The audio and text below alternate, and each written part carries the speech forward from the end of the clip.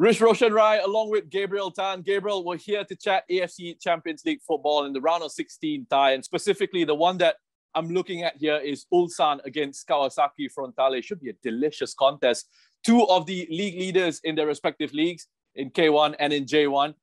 Gabe, what can we expect from this game?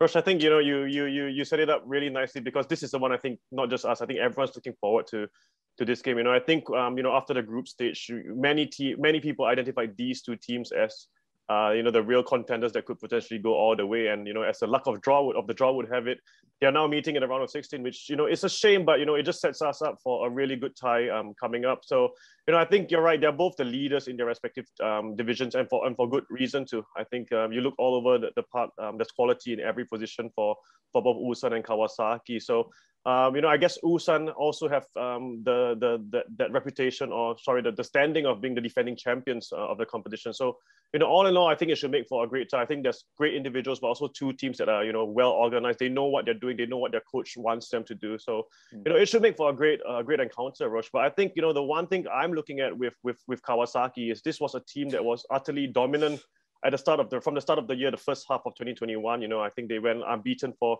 over 20 games in the league, and then one defeat. They're sort of having a blip in form at the moment. I think only one win from their last 5 in all competition. I guess, Rosh, I just want to ask you, is there cause for concern? I mean, they've only lost one, but it's just that whole momentum sort of thing, dropping it a bit. So is there any cause for concern for Kawasaki, especially such a big game coming up? Yeah, it's those expectations that they've sort of created for themselves, right? I mean, the fact that it's not just been this year. Last year in J1 as well, they were by far and away the best team. And the sort of football that they've been playing under Toru Oniki, it's been outstanding. And even during the group stages, the group stage, perhaps wasn't the best quality in terms of the competition that they had in there. But the level of football that they displayed was absolutely outstanding. I mean, they were tearing teams apart. They were scoring goals for fun. And they were really enjoying themselves. And then there was a bit of a tricky spell, as you mentioned, just the one win from the last 5 matches here in all competitions.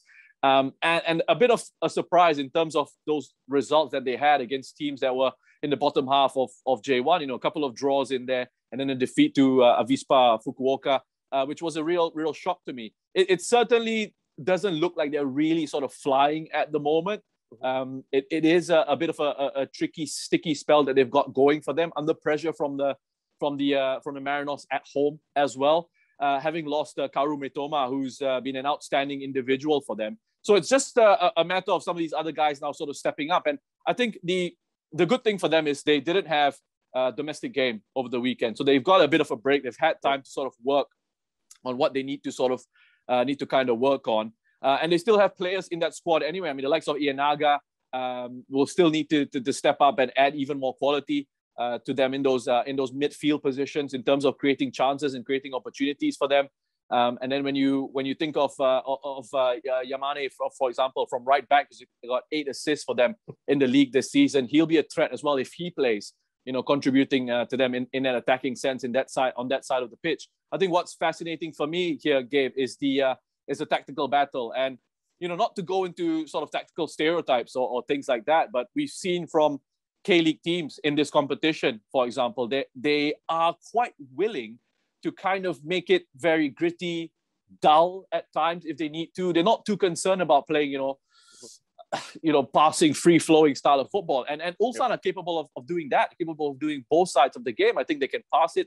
They can keep possession well. They got incredible players, the likes of Kazashvili, for example, wonderful quality on the ball. Then you think of Lee Dong-jun and his pace in those areas. Lee Dong-gyong as well potentially could be coming in and making a difference for them. Yunbit Garam still in the side. Wondu J coming back into the side. These few players who are missing out thanks to their participation in the Olympics.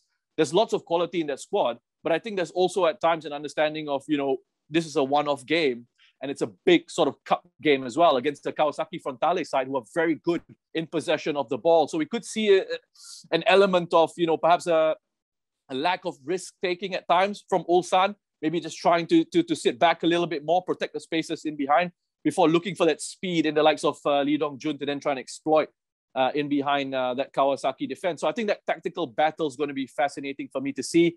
And Kawasaki generally, I think, will stick to their principles, will stick to the style of play. So it's a matter of, I guess it's such a shame for me. And you mentioned these two sides being such wonderful competitors, lots of quality in both these two squads. It's just such a shame for me that they're meeting here and now.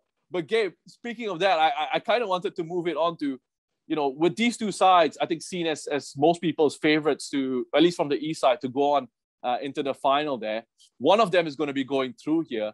Do you see the winner of this kind of going all the way through, or do you think there's someone else in this part of the competition that can really give them a good run for their money?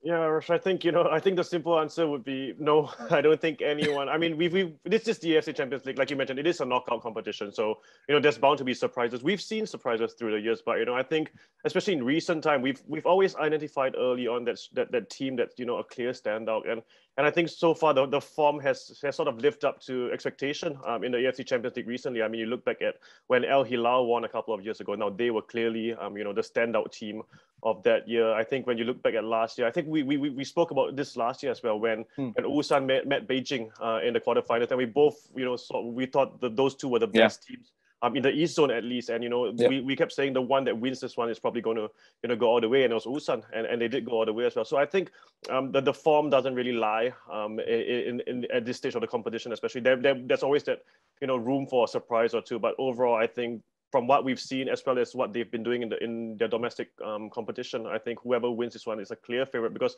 I don't know, Rosh, I want to throw this back to you. You look at the rest: Nagoya, Pohang, Cerezo, Osaka. Is there any other team, with all due respect to them, that can sort of, I guess, inspire and instill that much fear to the opposition as these two teams? Listen, I don't know about inspire or being very exciting, but Nagoya potentially could be a team that could fancy themselves, only because, again, they've been defensively, they've been incredible all season long. And again, they're another side who, in cup competitions, in these one-off ties, I'm sure they'd be quite happy to say, we're just going to sit back here and then use the quality that we have in those attacking areas, in those counter-attacking situations. They could sort of go back and try and employ that. I mean, what is it? Langerak is crushing it in terms of the clean sheets on the domestic front. And that's because of the way that Nagoya set themselves up defensively. They're very compact. They don't mind defending deep. It's a defense-first sort of approach. So that could work for them in this cup competition. The other one that's interesting for me, Gabe, is actually Jeonbuk. And they could potentially be the side that goes on to challenge. Of course, they've got their own hurdle to deal with themselves.